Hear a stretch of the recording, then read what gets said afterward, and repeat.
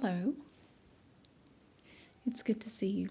Today we are back to read some more of my story, Holiday.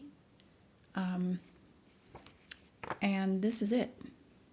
This is all we have left. This is the end of the story. We're not going to finish it today. We may be able to finish it next time. I don't know. We're on page 723. So we're getting there. I'm sorry I haven't read any in a little bit. I've been really busy with a bunch of other stuff. And then the angel tree stuff has come up. And I'm going to be working on that quite a bit over the next week or so. Week and a half. So I thought I would take the opportunity tonight to record a little bit of this for you. So better late than never. Chapter 31. Aiden did me a tremendous favor, helping me remember all those things. He opened up one door after another, and there the memories were. Those memories helped me remember other things, and on and on. Lots of little things. They popped up one after another like a parade of tiny gifts to be opened. It was pure bliss. I almost forgot what it was we were supposed to be doing. Phaedra's shenanigans had thrown everything off, which caused Lucifer and Aiden to have to put a stop to everything so they could help me deal with the things she forced me to remember. I understand now why Lucifer saw the need to block those memories initially. It was too much and way too intense. Knowing I'll have to go through that again when Liddy dies is just depressing. I would have never believed any of this was true, and if you'd have told me things were going to take so many wild turns up until this point, I would have said you were crazy. But the surprises weren't over yet. Aiden and I watched the memory of our wedding play out. I rested my head on his shoulder and put my arm around his waist. Why can't every day be like that? I asked him. I heard him let out a little laugh.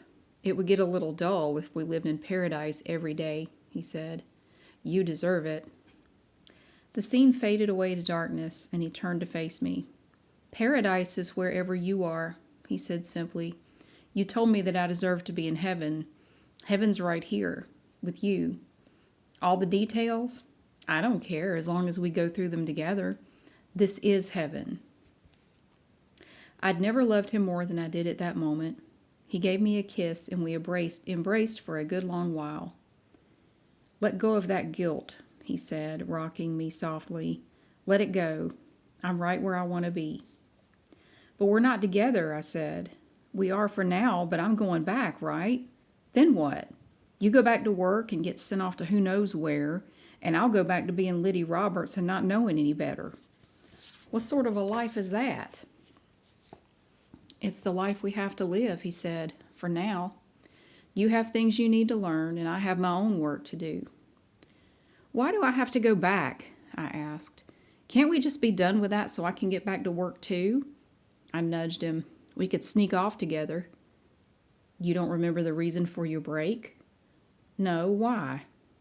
Aiden looked away. It's not something we should get into. We're supposed to be getting ready to go back to Earth and deal with Phaedra. You might as well tell me. How much worse can it be than everything I've had to recall up to this point? Anyway, I'm curious now, and I won't be able to stop thinking about it, so come on. Tell me. He had a pained expression on his face. We really don't have time. Sure we do. Time passes differently here. I do know that. Just give me a quick summary if you're worried about time. A brief recap. Babies, he said.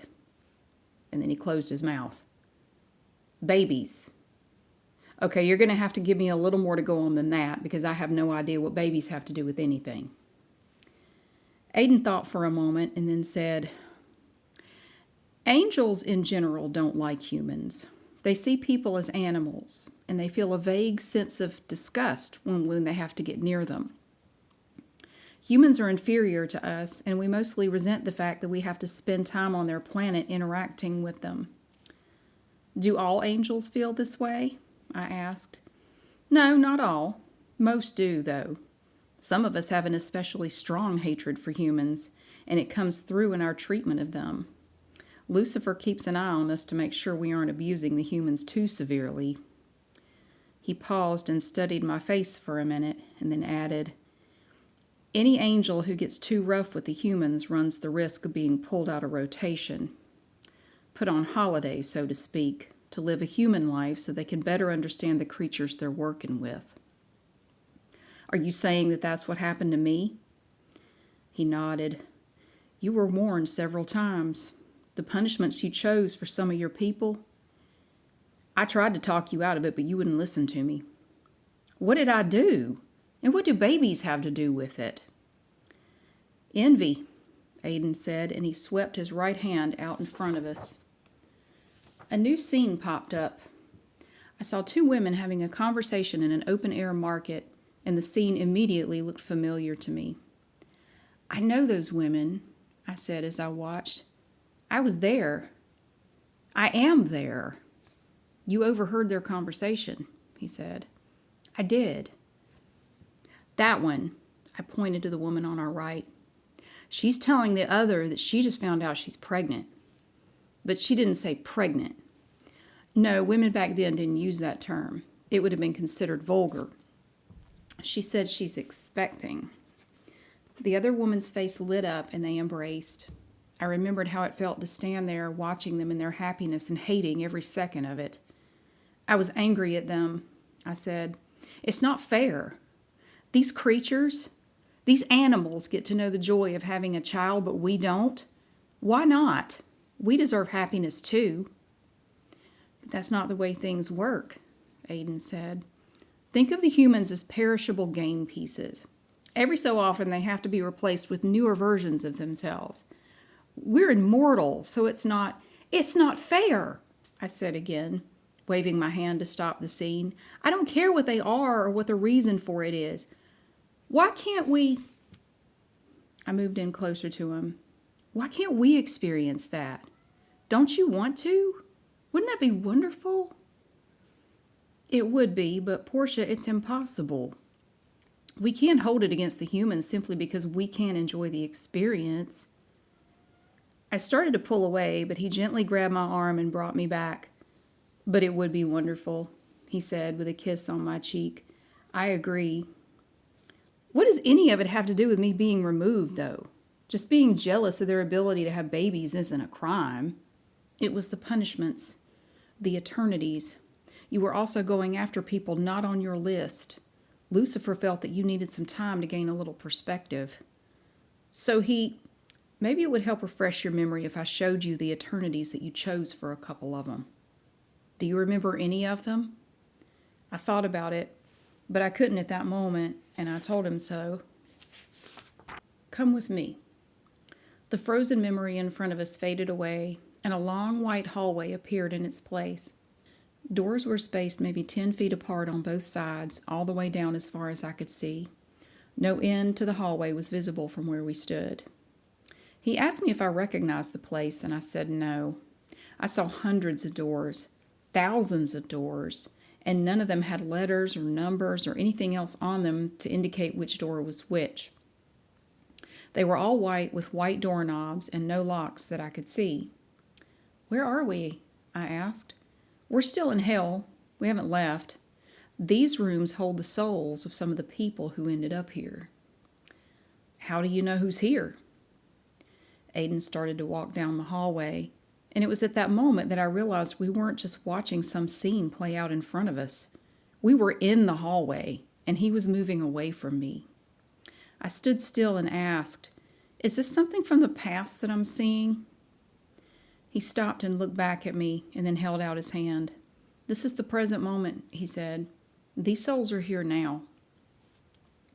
I stepped forward slowly, a bit afraid to see whatever it was he wanted to show me, but I didn't know why. I took his hand anyway, trusting that he'd be by my side no matter what I was about to face. Side by side, we started moving down the hallway in silence. Do you feel it? He asked after a bit. Feel what? One of these doors is your work, a world you created. We're getting closer to it. I started to say that I wasn't feeling anything, but then a sense of intense dread hit me out of nowhere. Maybe not dread. I don't really have a word for it. Whatever it was bad, and I didn't care for it. The farther we went, the more I felt it, until I reached a point where it was unbearable. I stopped and looked to the left. We were directly in front of a door. "That's it," he said, and he gestured to it. "Do you want to open it?" I squeezed his hand, suddenly terrified. "No." "I'll open it if you like." "I'd like to leave this place. Let's get out of here. Whatever's behind that door, I don't want to see it." "I need you to see it." "I don't need me to see it. Look, forget my question about why I was pulled out of rotation and put on holiday. It doesn't matter. I'm not supposed to know all this anyway. It'll mess me up once I'm a human again, won't it? Let's just go." Aiden's face grew stern. "You brought two souls here. You created a hell for the two of them, and I'm going to open this door, and you're going to stand here and look at it." Without another word, he opened the door and stood back out of the way so I could see. The room was dark at first. "I don't see anything," I said. "They're recovering. Keep watching." "They who? What are they recovering from?" In the darkness, I heard a low, guttural growl like a dog. Then I heard something moving around, and a woman's face appeared not 10 feet inside the door. It was pale and bloody, and it wasn't clear to me where the light was coming from to light it up. The woman let out a scream and lunged forward, across the view I had in the doorway and into the darkness on the other side. Before I could say anything, she fell backwards in front of the door with another woman on top of her. The two of them were screaming and grabbing at each other's throats like wild animals.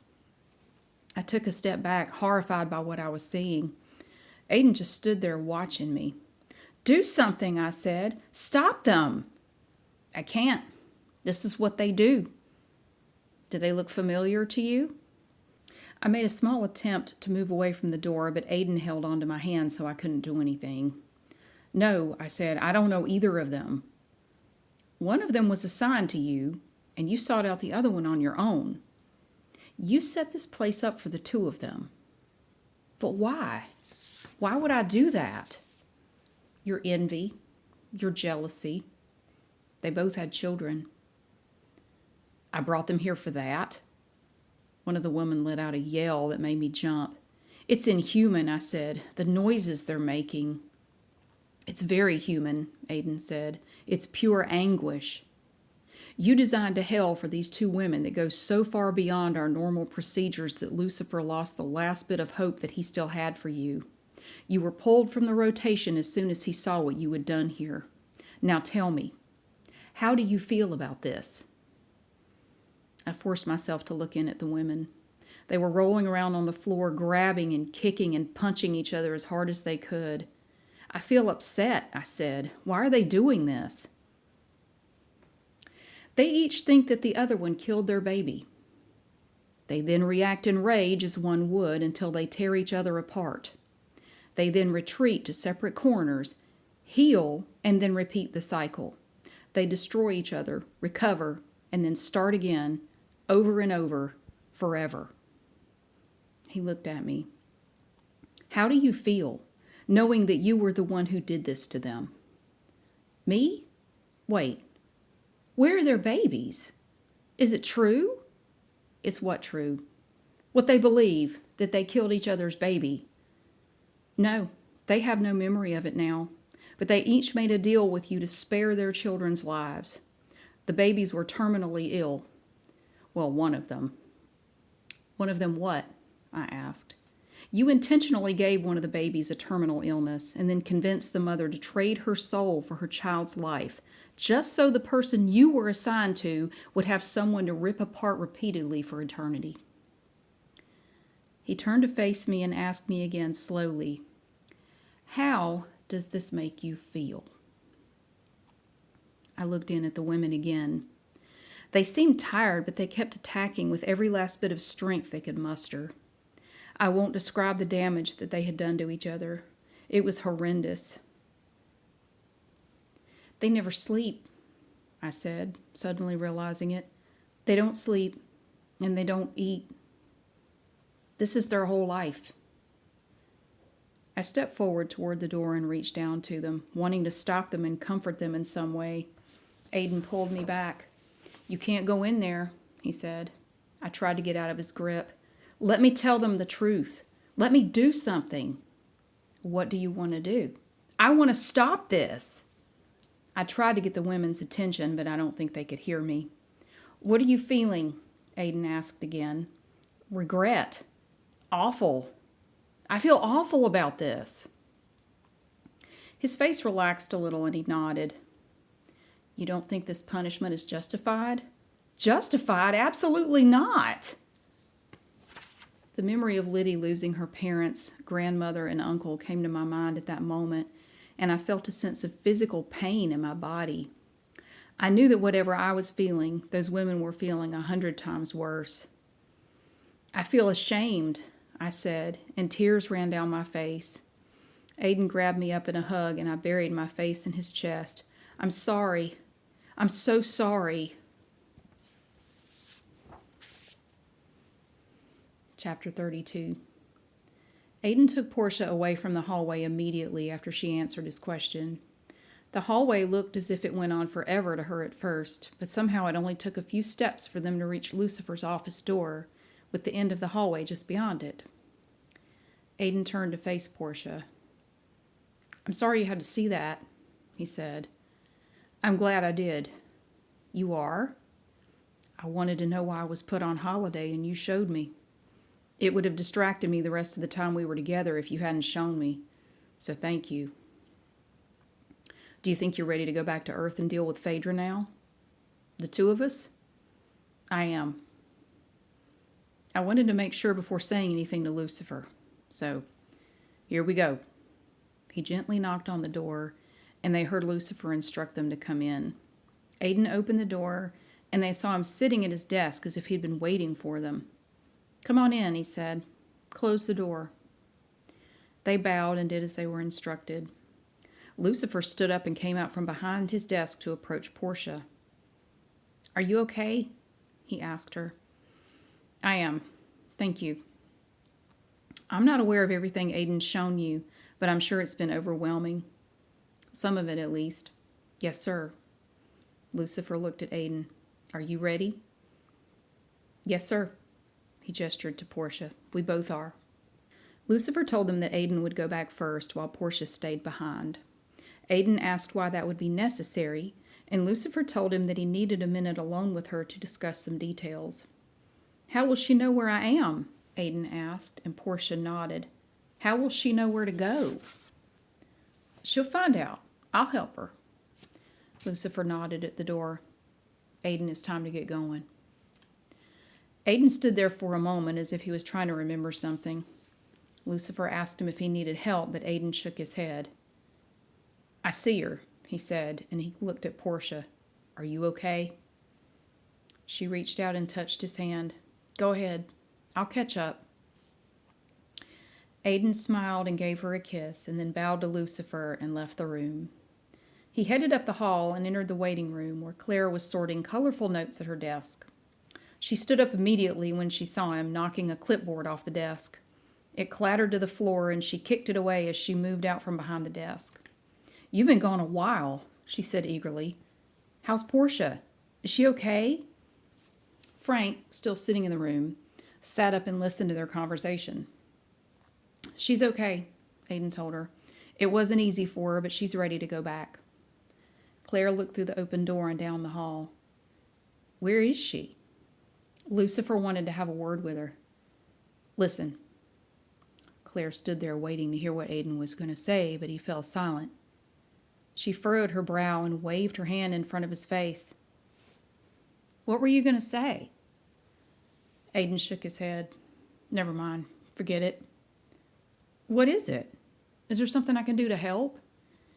Just, if we aren't back soon, how soon? Before the red notes start coming in, he said with a weak smile. But there wouldn't be any. This isn't a typical mission. I was kidding. If we're gone too long, please, I'll be right there, she said firmly.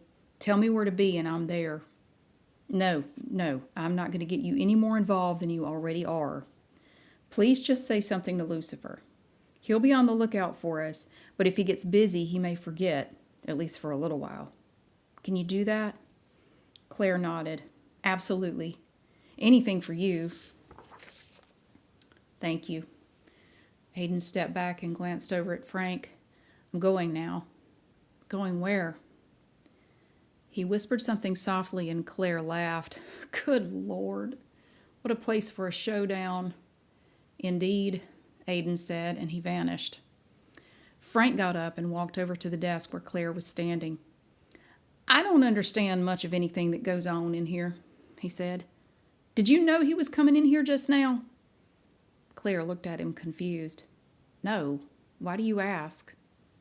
You just seem to have it all together, like nothing catches you off guard. Claire snorted. Hardly. Is this what you've always done? Like, were you built to do this? Designed? I don't know how angels are made or how this works. No. She looked at the spot where Aiden stood just a moment earlier. I was a salesman too. I was really good at it. Or I thought I was.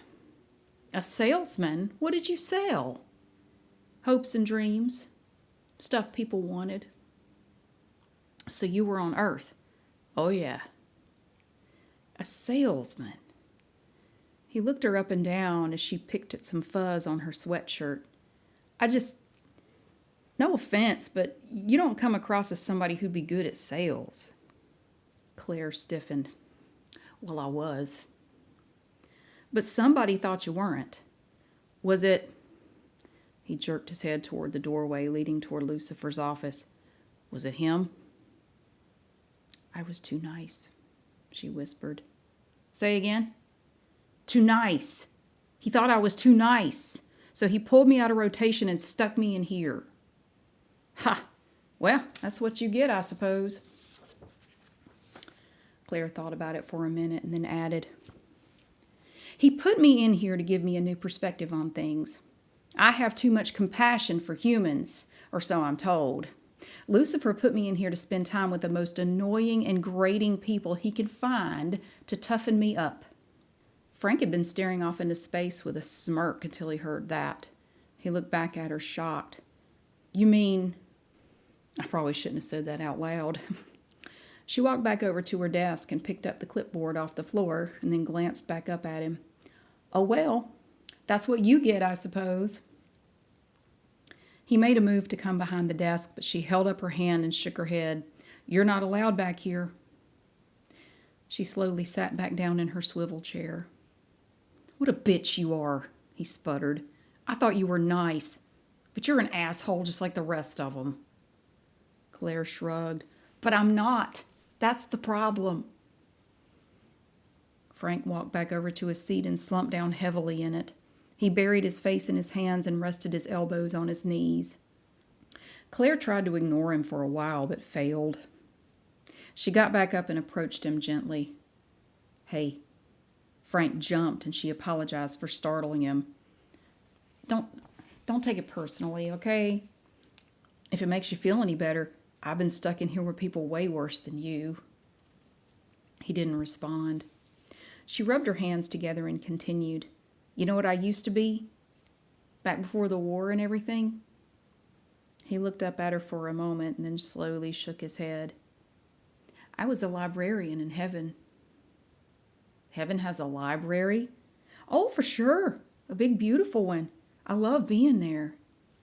That suits you better than being a salesman. I guess it does. The two fell silent for a brief period, and then Frank asked, how'd you go from that to being here? Did God throw you out or something? Claire's face dropped to a sad expression. We all had to choose a side. There was a war, and no one was allowed to remain neutral. We had to fight. Wait, so you've been in a war? Like an actual battle? I have. It was awful. And you fought for Lucifer, yes. You just... Frank stood up and stiffly shoved his hands in his pockets. He slowly walked around in a small circle, glancing at Claire several times. I don't know, he said. You just seem like too much of a goody two-shoes to side with the devil. Why not God?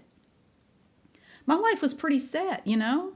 I loved working in the library, being around all those books and papers and everything, but I didn't believe it'd really matter who was in charge. There were issues with God being gone all the time, and Lucifer ran things when God was gone, so I didn't think the war would affect my life one way or the other. I had no strong opinion on the matter, but like I said, we weren't allowed to remain neutral, undecided. We had to choose a side, suit up, and fight. Frank stopped circling. Did you really do that? I did. But why pick the bad guy's side? It's easy to stand where you are and label the good and the bad, but we didn't see it that way. It was just God and Lucifer. And from my perspective, I didn't really see much of a difference. So how'd you decide then? Claire looked down at the floor and laughed a little, shook her head and looked back up at him. I flipped a coin. Frank's mouth dropped open. What, seriously? You made that big of a decision based on a damn coin toss? Again, I didn't think the winner would affect me. She frowned. Guess I was wrong. Couldn't you just ask to work in the library here? We don't have a library. Oh. Frank thought for a minute, and his face hardened. You said you didn't have any news on my situation. You said I was just waiting here. Was that a lie? Have you known this whole time that I was stuck here with you on purpose? Claire started to answer and then hesitated. She looked at Frank almost as if she expected him to give her some direction. It's true, isn't it? Frank said. You've been lying this whole time. She held a hand up. Not entirely. I've never been officially told that people are put in here for that reason, but I've definitely noticed a pattern. Whether you like it or not, yes, you are irritating. You are grating. Not as bad as most, but yes, you are. Frank looked around. Where's everybody else? This isn't the only waiting room in hell. We have hundreds, thousands maybe. They all serve a different purpose, and different people go to different ones. This one, as far as I can tell, exists to teach me a lesson. There are tons of waiting rooms, and yours just happens to be the one right down the hall from Lucifer's office. They're all right down the hall from Lucifer's office, Claire said. Space and time don't work here the way they do on Earth. So why are those other angels here? Why'd they pop in? Who? Aiden and Porsha? Claire stood up a little taller. They're my friends. Besides, I helped him get her back here, and he knew they'd be safe here with me. Well, they were until Lucifer walked in anyway. She rolled her eyes. Frank stood up and looked around the room. This room, I understand why it's laid out this way now, if what you're saying is true. What do you mean? No windows, no magazines, nothing to do. You don't even have any pictures on the walls. Everything is so white and plain, it's enough to drive anybody crazy after a while. It's not to drive you crazy. At least I don't think it is. It's to bore you to death so you'll pester me more, thus making me develop a dislike for humans. But if you know what's going on, would it still work? Claire was thinking about his question when Lucifer and Porsha came through the door into the waiting room. Lucifer pointed at the front desk and told Claire to get back there, which she did. Frank stepped forward and started snapping his fingers in Lucifer's direction. Hey, you! Satan! Claire leaned forward, looking hard at Frank. Frank, no. Her eyes darted back and forth between Lucifer and Frank. You'll want to refer to him as Sir. Lucifer ignored Frank and whispered something to Porsha. Claire couldn't hear the beginning, but she did hear him tell Porsha to be careful. Porsha bowed and moved toward Claire. I'm off, she said. Wish me luck. Claire noticed something metal peeping out from under Porsha's hair, and she reached out to touch it. Porsha immediately drew back and tried to pull her hair over the object. Good, Claire started to say, but Porsha vanished without waiting to hear the rest. Luck?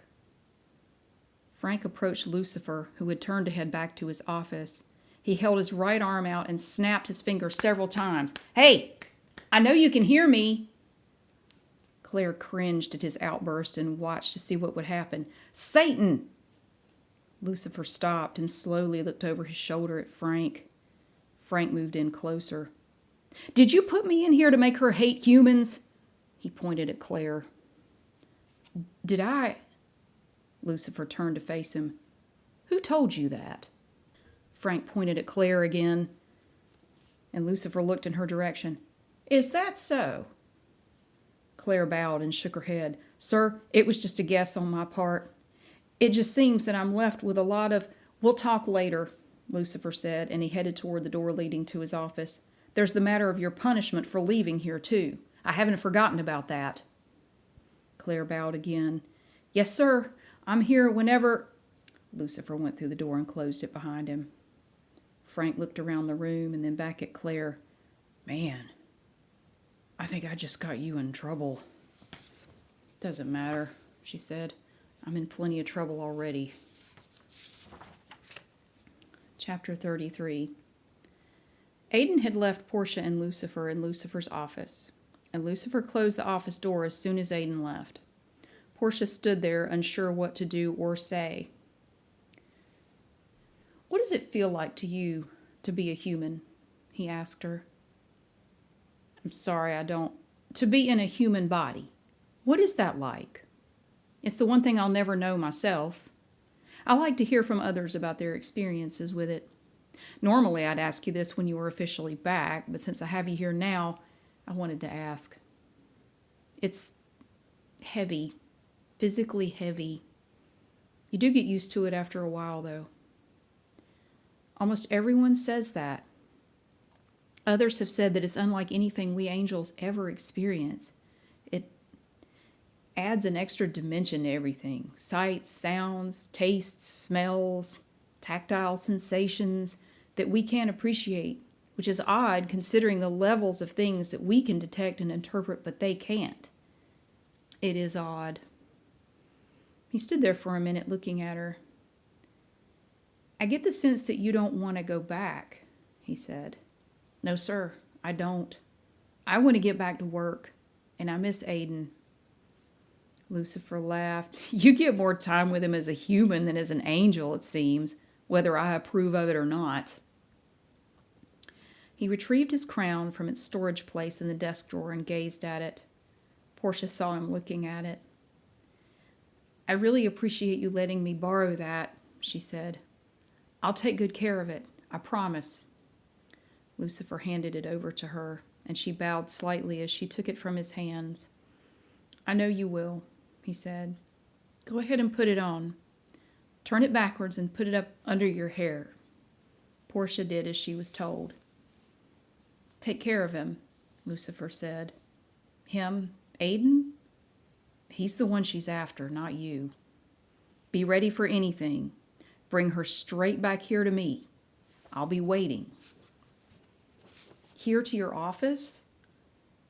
Let's have you go into the waiting room. There's more space. She won't have any power here anyway, so Claire can let me know when you've come back and I'll take it from there. What are you going to do with her? She'll be detained until God returns, at which time he can decide how best to deal with her. It's ultimately not up to me. How will you detain her? Lucifer shifted the crown slightly on her head. It's time for you to go. Do you know where she is? Porsha focused for a moment and then looked up at him. Yes, sir, but it'll be okay. Aiden's already there and he's waiting for you. You need to get going, though, because she'll be there soon. Porsha bowed. Yes, sir. He looked her up and down. Don't you want to get ready? All the way ready? She looked down at her clothes, which were still Liddy's clothes from the hospital. Ah, yes, sir. She thrust her arms down and back forcefully, and her loungewear was replaced with a black form-fitting bodysuit. She wondered why she waited so long to change, and she felt much more like herself after she did. They both moved forward toward the door, but Porsha asked Lucifer to stop. Are we still on? She asked him. For our agreement? Yes, keep your end of the deal and I'll keep mine. He held out his hand and Porsha shook it. He held on to her hand and pulled her in closer. Do you realize how lucky you are? he asked her. Lucky? You get to spend time with the one you love, and the one you love loves you back. I have to admit I'm jealous. He's coming back, Porsha said gently. One day, I'm alone, Lucifer said. That's all I know for now, and when he returns, it's likely all over. Enjoy what you have while you have it. Appreciate it. Yes, sir, I do. Lucifer walked her down the hall to the waiting room, where she departed a few moments later. Chapter 34. I'd come to feel more familiar with life in hell than I'd ever felt about life as a human. It was like coming home or waking up from a dream. Nobody had to escort me back to Earth. I remembered the procedure. I'd been doing it for thousands of Earth years. So yeah, I guess it makes sense that it was second nature to me at that point. The one thing I wasn't prepared for was the sudden unfamiliarity of Earth. I hadn't been gone long in the grand scheme of things, but the place had become completely foreign to me. I was confident in my ability to get there and to find the right place, but I felt totally lost after that. Where was I going? Monster Jam. All right. I'd never been to Monster Jam, but I'd seen a million commercials for it on TV. It's a monster truck show. It's big and raucous and loud, and they do it at the Greensboro Coliseum every year in early January. People bring in giant vehicles with even bigger wheels, and they crush old cars in the Coliseum. It's so loud that the people have to wear earplugs, and they charge way too much for food and drinks. The souvenirs are tacky and also overpriced. People love it. Why was Phaedra going to be there? Jerry had had this dream since he was a little kid of being the MC at Monster Jam. He wanted to wear a sequin jacket and leather pants and hold the microphone and have all the eyes in the place on him. So it just so happened that when we were finally ready to go back to Earth, that's where Phaedra would be. She was sticking pretty close to Jerry at all times, so where Jerry was, we knew we'd find her. It's hard to describe the way angels can see things on Earth. Imagine being able to see thousands of TV screens all at once and being able to zero in on any given screen instantly at any given time. It's not exactly like that, but it's the only comparison that I can think of that you would understand. No offense, angels are just put together differently. Leaving hell is always a bit jarring. The moment I disappeared from Claire's view in the waiting room, I felt a hard pull straight up. Most of the rest of the trip, I felt like I was sideways, moving like I was going down a water slide slightly incorrectly. The initial movement is jerky. I don't enjoy that, but the rest is pretty smooth, even if I do feel like I've been turned on my side against my will. Back to Earth. I found myself standing in a dimly lit, smoky area, and I realized I was in the lower portion of the Coliseum. The main open area lay ahead, and I was standing under the covered area in the perimeter. I slowly walked forward and into the light. Once I left the covered area, I could see rows and rows of humans all bustling about and trying to find their seats. I watched a small child drop a tray of chili cheese fries, and then his dad yelled at him. I'd been living among humans for several decades, but at this time, being surrounded by them was truly a surreal experience. I felt like I'd been dropped in amongst a planet of aliens, which in a way, I guess I was. Aiden was nearby, really close. I could feel his presence. Exhaust from a couple of the trucks swirled around me, and I walked a little farther forward into the arena. They're so small, I said to myself as I looked out at the people everywhere. They are, I heard Aiden say, and he appeared at my side and held my hand. He looked at me relieved. I'm glad you made it. Why wouldn't I? I wasn't sure why Lucifer wanted to speak to you alone. It was just last-minute stuff. He caught a glimpse of Lucifer's crown under my hair, which I knew he would. Didn't I tell Lucifer he would? I did. Aiden stepped back and looked up at the crown. He reached up to touch it, and I let him. How did you get this? He gave it to me. Gave it to you? Not to keep, just to borrow if things get out of hand. He shook his head slightly, still looking at the crown. You shouldn't have that here. It's never been here before as far as I know. We have no idea what sort of power you'll have with it. I moved my hair to try to cover it back up as much as I could. It'll be okay. This whole thing will be over so fast you won't even have time to notice it, let alone figure out what it is. I'm worried about her, Aiden said. I'm worried about you. About me? Why? What do you think I'd do? Aiden's face hardened. There's no need for it. Does he think we can't handle this? You didn't answer my question. You're still shaky on your abilities as they are. And here on Earth, it's even worse. Do you know what you're capable of here? Of course I do. I looked up at one of the jumbotrons above us and I focused on it. The screens around it all froze and then turned a strange shade of orange. They hummed and buzzed and smoke rolled out of the top for a moment and then boom, we heard an explosion and the whole thing crashed down to the Coliseum floor, flattening the roof of an old Honda Civic that the monster trucks were supposed to jump over. People screamed and started running to the exits, and all the people working on the Coliseum floor scattered. Aiden slowly turned to me, looking vaguely irritated. Why do you blow things up? He and I both waved our hands slowly back and forth in front of us. The Jumbotron reassembled and lifted back up to the ceiling. The Civic looked like it was reinflated, and everyone calmly went back to their seats or to their work on the floor. A little kid let go of a balloon, and we watched it drift off toward one of the exits. Why do you always have to do that? Aiden asked, not looking at me and desperately trying to stifle a laugh. I shrugged. It's fun. We can't do stuff like that in hell. The real question is, why don't you? You blow up enough things for the both of us. He glanced down at my outfit. Nice to see you all the way back, by the way.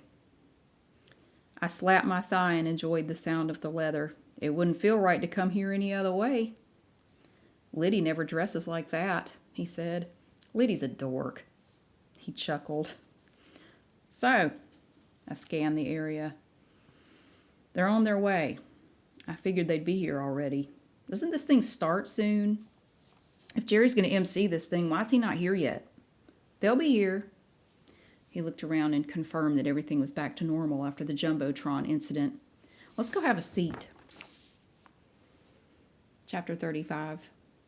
Aiden and Porsha chose to sit in some empty seats on one of the lower levels, and they made themselves comfortable.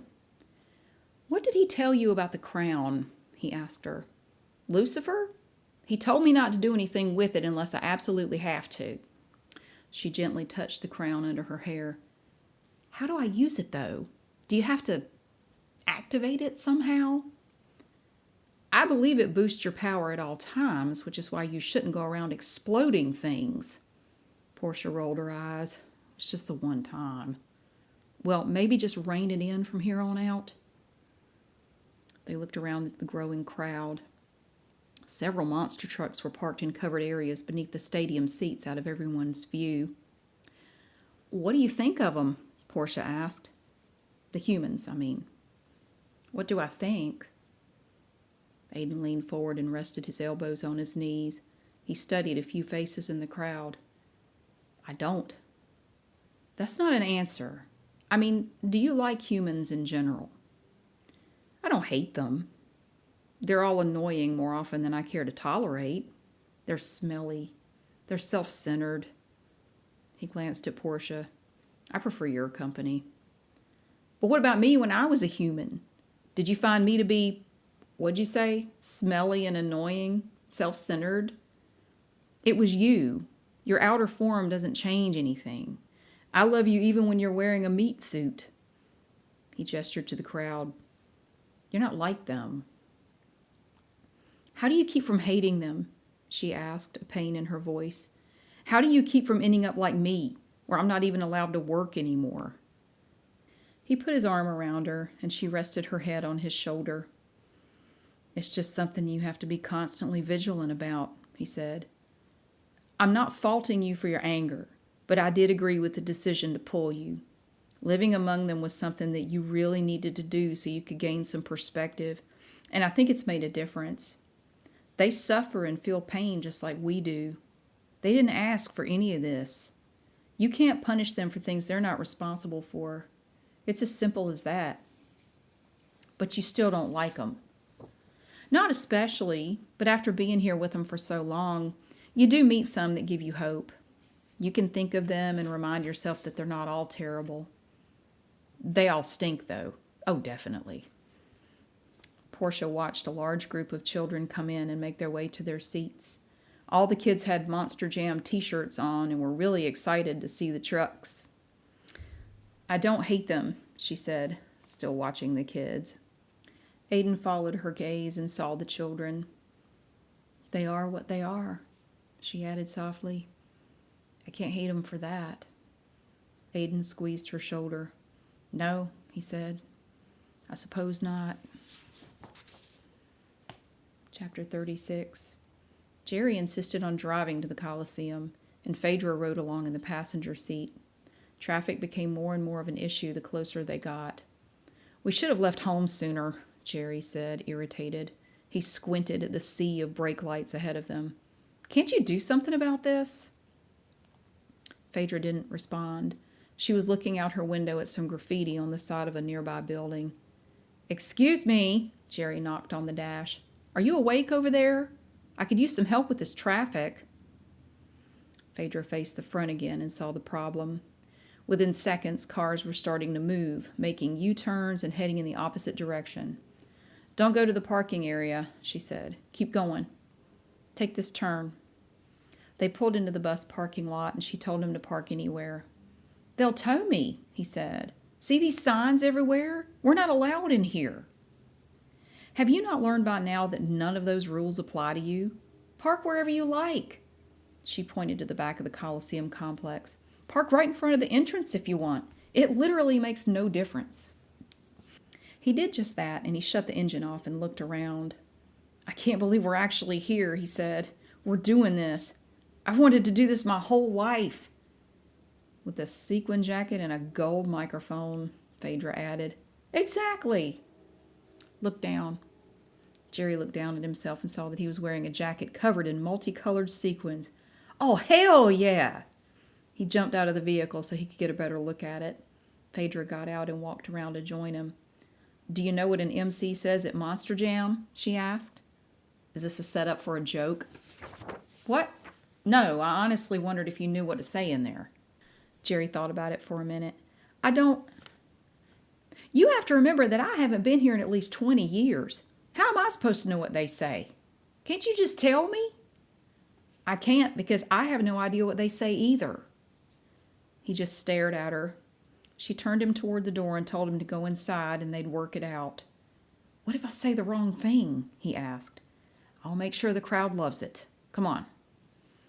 They made their way down a darkened hallway, and just before they reached a set of doors that led into the Coliseum, Jerry stopped. Phaedra looked back at him and asked what was wrong. I'm scared to go in there, he said quietly.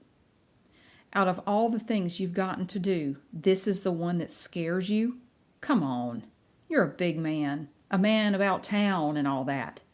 Let's go so you can enjoy it. You know I don't like going into big open places with... Jerry looked around and then whispered, What if he's in there waiting for me? We both know he's coming back. He could be in there right now. Phaedra fixed the collar on his sequin jacket and brushed his hair away from his face. Of course I know he's coming back, she said. He's coming back for both of us, and we have no way of knowing how long we have before that time comes. But Jerry, we can't live in fear. We can't lock ourselves away, scared to death until he comes back. No matter where we tried to hide, he'd find us. So why not try to live a little and try to enjoy what time we do have? She looked him up and down and smiled. Besides, you're looking too sharp to stay cooped up in that apartment. Now let's go. Let's get in there so you can live out your dream. Jerry sighed. He opened one of the doors slightly and peeked through the crack. He could hear people in there and an engine revving. I guess you're right, he said weakly. How can I deny them all my hotness? Phaedra laughed a little. Exactly. Let's do it. She pulled a golden microphone out of her skirt pocket, handed it to him, and swung the doors open wide. And I'm going to stop there. And when we come back, we are going to finish this story. We are going to go all the way to the very end of this story. And you're going to find out how it all ends. Thank you so much for watching and for listening. I really hope you enjoyed this little segment. Thank you so much for being here. I will see you again very soon, and we will finish the story.